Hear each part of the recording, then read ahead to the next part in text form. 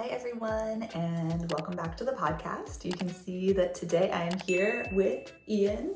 Hello. And we're going to be doing just a little bit of an interview with Ian. I know a lot of you already know him because you work with him privately or you've seen his videos in the on-demand library or on our YouTube channel. But hopefully today we're going to share some things that maybe you didn't know about Ian. So Ian, thank you for being here. I'm excited. Tell me a little bit about how long you've been doing this. How long have you been a personal trainer?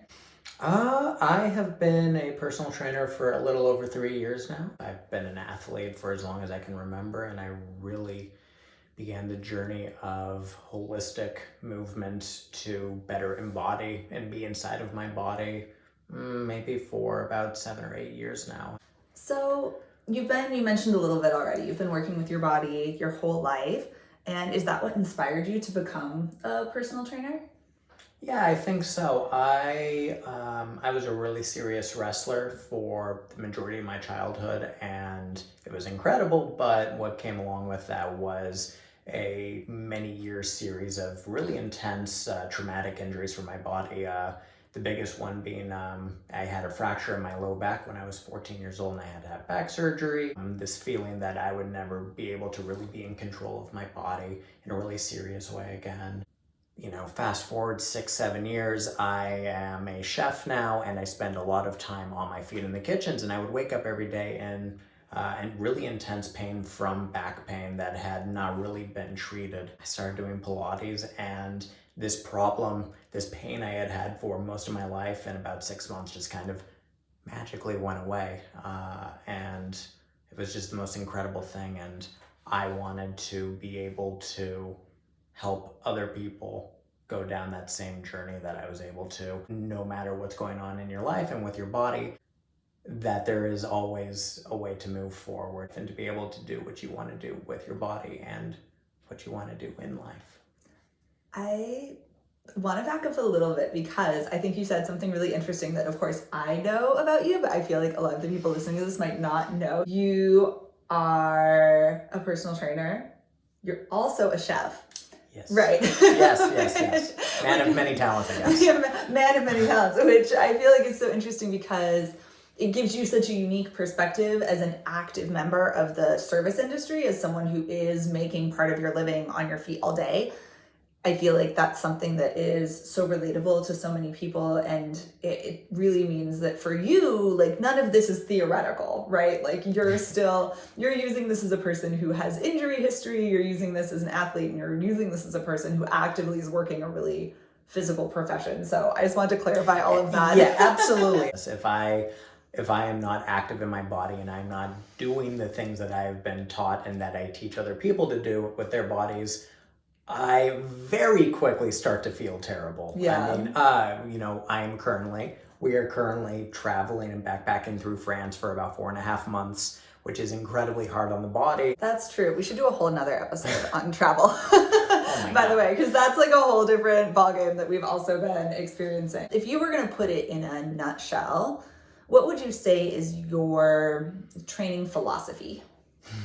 I want people to really feel inspired and to really, more than anything, I guess I want people to believe in themselves. You know, so often we are trained, especially if you do come from the athletic world from a young age, you are trained to just go, work, and give everything you have and then some, and you just keep going until you run on fumes, and that is not a sustainable way to move through life. And I try really hard to give a lot of the plus sides of a more maybe athletic training approach, the things I did enjoy about athletics, but then bringing this very holistic, encouraging, supportive sort of mentality to it. I think that's also really reflected in the clients that tend to work with you. I feel like you attract a lot of like two sides of the spectrum. People who work with Ian are either like natural athletes, like people who maybe like you have been athletes their whole lives and appreciate that mentality of really being coached. I think you're an amazing coach. You bring that personality, but the other people you work with are almost on the other end of the spectrum. I think people who have maybe never had a successful sports or athletic experience in their life, never felt empowered, never felt good about it, feel like working with you is a game changer because you bring, like you said, all the positives of that culture, but you make it accessible to anybody. It takes people who thought they could never be athletes and makes them feel like an athlete. Absolutely. I mean, it's a cliche, but I do think Nike really got it right with their whole, like, if you have a body, you're an athlete thing. I think that is absolutely correct, and that's how I really like to approach every single person who I work with. So speaking of, you feel like you love working with athletes or people who maybe have a desire to work in that way. What else would you say is your area or areas of specialization? Yeah, I would say my areas of specialization are working with athletes and specifically working with climbers. I love to climb. I love to work not just with, getting people stronger in their upper body and connected to their core, but I really care about the entire body and specifically the hands. I love working on hand strengthening and all the little muscles in the body that we don't think about that are absolutely critical to being a rock climber. I also, because of my background as a chef, I love to work with industry people. That could be servers, that could be other cooks, it could be hairdressers, it could be, teachers, people who are just on their feet all day, every day.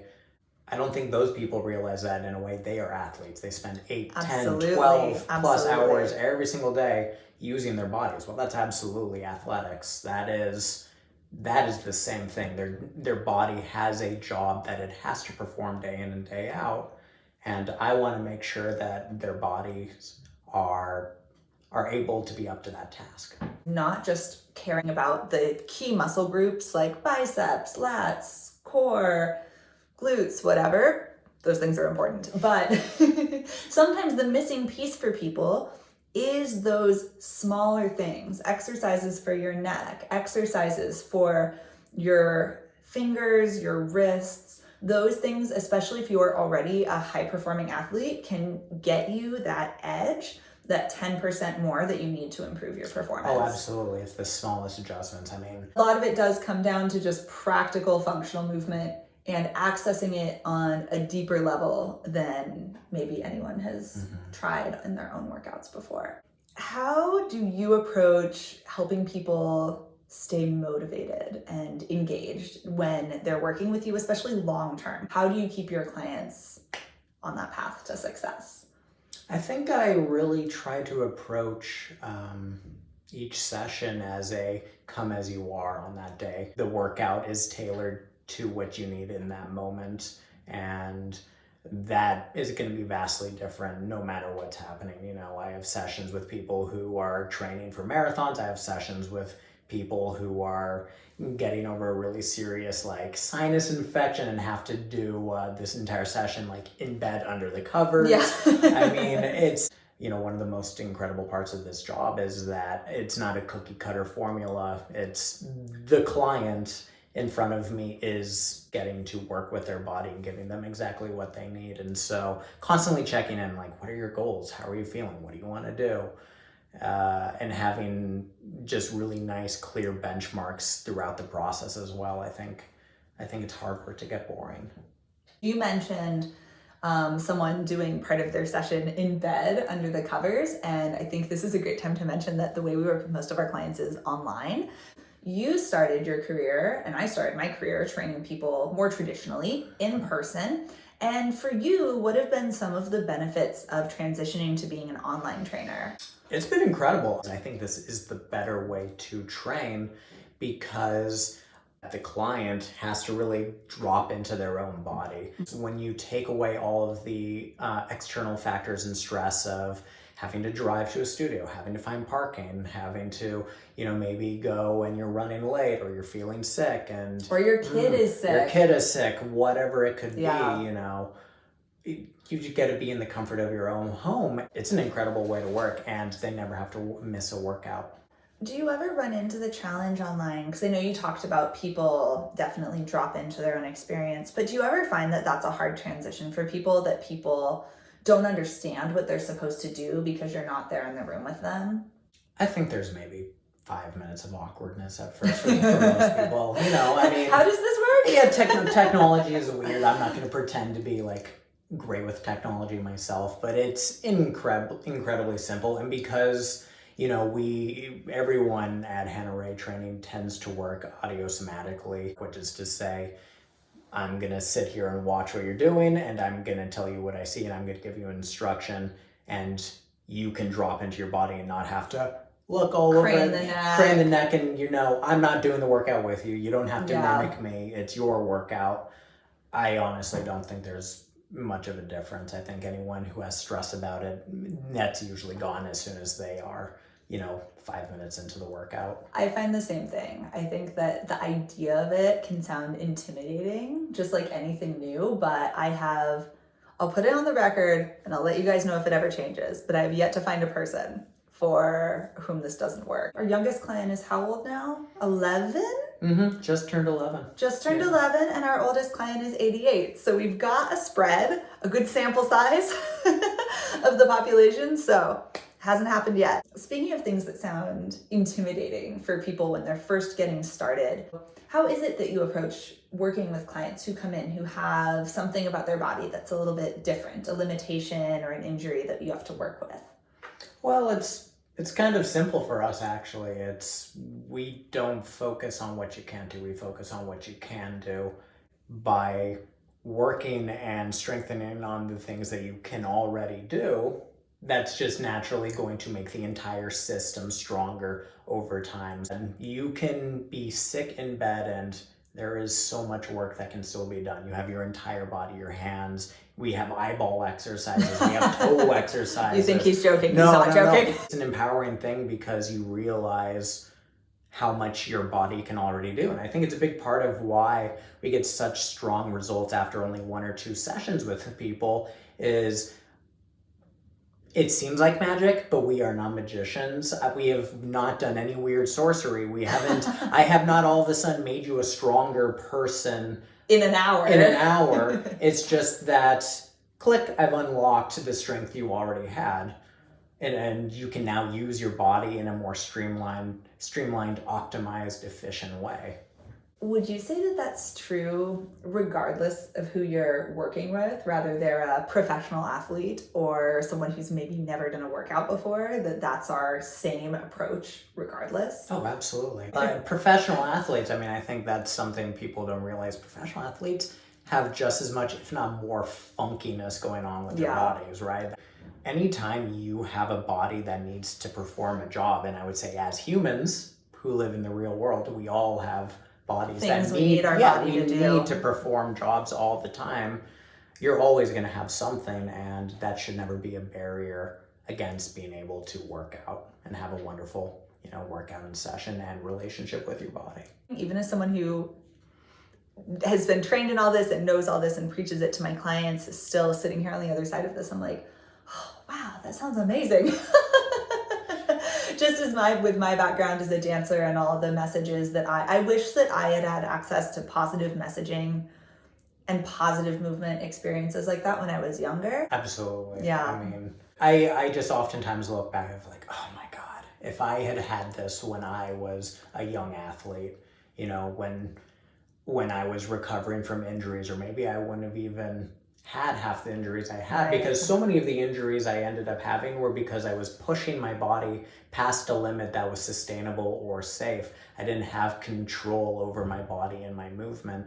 And to have even just a little bit of that training, I think changes everything. The combination of what it does for your body and what it does for your mindset, and how those two things are actually... Yes, they are one and the same. One and the same, for sure. If you were going to tell me one thing, you can only pick one, what's the best part of your job? Oh, I love seeing the transformations of the people I work with. The change, the transformation. It's unbelievable. It could be, it can be anything too. It can manifest in so many different ways. It could just be someone all of a sudden coming into their session with just slightly more upright posture. It could be that they got a cool new haircut, or they got nice new clothes that they want to work out in because all of a sudden they feel empowered and good in their bodies. One of my clients, they could have moved all the way across the world to their dream home because all of a sudden they feel so empowered with not only their body, but their entire life. That's the thing. Everything starts with our bodies. And if our bodies feel good, then everything else in our life can kind of fall into place. Yeah. But if you don't have this in order, it's hard to have everything else in order. You get to see these journeys of people, and it's dramatic. It can be really dramatic. I think so too. It's hard to beat that. Yeah. It really is. Thank you so much for being here with me today. And in our next episode, Ian is going to interview me. We're going to turn the tables, and I'm going to have to answer all these questions. So we are going to go get ready for that. Thank you so much for listening, and have a great rest of your day. Bye. Bye.